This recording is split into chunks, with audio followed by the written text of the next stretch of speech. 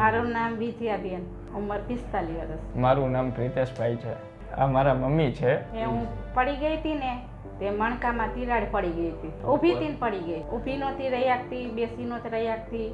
આમ લાવ્યો તેડીને લાવ્યા અહીંયા સમજા દવાખાને એવી રીતે. એમને સારું થઈ ગયું ને પછી જીતેશ સરને ફોન કર્યો મારી બેબીએ. અમે ગયા હતા પહેલાં મોરબી, ત્યાંથી અમે દવાખાને તેને ફોન કર્યો.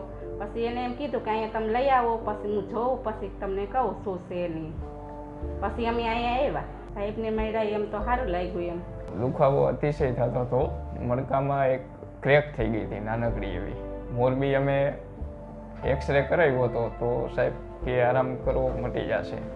પછી આપણે હિતેશ સરને ફોન કર્યો કે આવી રીતના છે. હિતેશ સર કે અહીંયા આવીને એકવાર દેખાડી જાઓ. પછી અહીંયાથી સિમેન્ટની ટ્રીટમેન્ટ કરી. તો સિમેન્ટની ટ્રીટમેન્ટ કર્યા પછી રિઝલ્ટ સારું છે. એમાં એવું હતું કે આગળ બેનનું કર્યું હતું એટલે એટલી બધી ચિંતાજનક વસ્તુ નહોતી. આપને પહેલી વખતે સંતોષ મળી ગયો હતો ઇન્જેક્શનના ઓપરેશનમાં, એટલે બીજી વાર એટલો ડર નહોતો લાગતો. પણ બેનને લાગતો હતો થોડોક ડર ઓપરેશનથી. જ્યારે મારા મમ્મીને હોસ્પિટલાઇઝ કર્યા હતા ત્યારે એક તો લીવવેલ હોસ્પિટલને સ્ટાફ ઇઝ વેલ ગુડ, કે પૂરો સપોર્ટ આપે છે કે તમને કાંઈ પણ વસ્તુ ના સમજાય તો વરીને 2 વાર સમજાવવા આવે છે. 10-15 મિનિટે એકવાર ચેક માટે કોઈ પણ સ્ટાફ આવે છે. પૂરો સંતોષ મળે છે. જ્યારે અધર હોસ્પિટલમાં આપણે પૂછવા જવું પડે એની બદલે સામેથી જ આપણને 10-15 મિનિટે આવી જાય છે જે કામ હોય.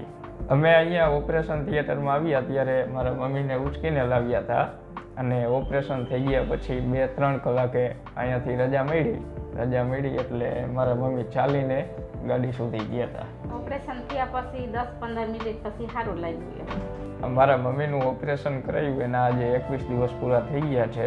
અત્યારે બધી એક્ટિવિટી કરી શકે છે, જાતે ચાલી શકે છે, પથારીમાંથી ઊભા થઈ શકે છે, પોતે વોશરૂમ જાતે જઈ શકે છે, નાની મોટી સીડીઓ ચડી શકે છે, 10-15 મિનિટ ફળિયામાં હલનચલન કરી શકે છે. પછી હજી થોડોક આરામમાં જ છે પણ એક્ટિવિટીઝ જાતે કરી શકે છે, ચાલી શકે છે, સીડીઓ ચડી શકે છે. જો મારા મમ્મી જેવી કોઈને ભવિષ્યમાં ઇન ફ્યુચર તકલીફ પડે તો ડાયરેક્ટ લીવવેલ હોસ્પિટલમાં કોલ કરીને હિતેશ સરની એકવાર એડવાઇસ લઈ લેવાય. આમાં અમે પહેલી વખતે મારા બેનને થયો પ્રોબ્લેમ, ત્યાં અમે ઘણી જગ્યાએ નોખી હોસ્પિટલ, અમદાવાદ, મોરબી, રાજકોટ, ઘણી હોસ્પિટલમાં ટ્રાય કરી લીધી પણ ક્યાંય સક્સેસ નથી મળ્યા.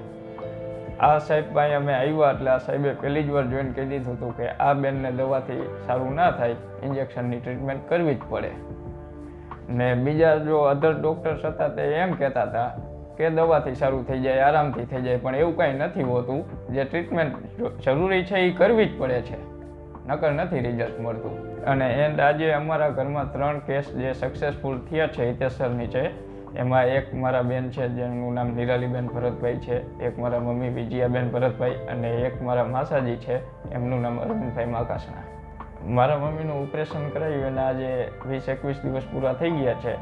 તો મારી ગણતરી પ્રમાણે 65-70% રિઝલ્ટ મળી ગયું છે. કારણ કે અત્યારે એ જાતે ઊભા થઈ શકે છે, ચાલી શકે છે. પછી તો આ મણકાની ક્રેકની વસ્તુ છે એટલે 2-3 મહિને 100% રિઝલ્ટ મળે.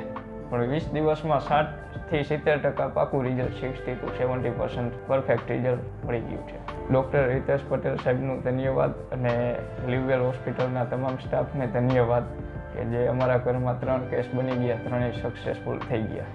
Now I am live well.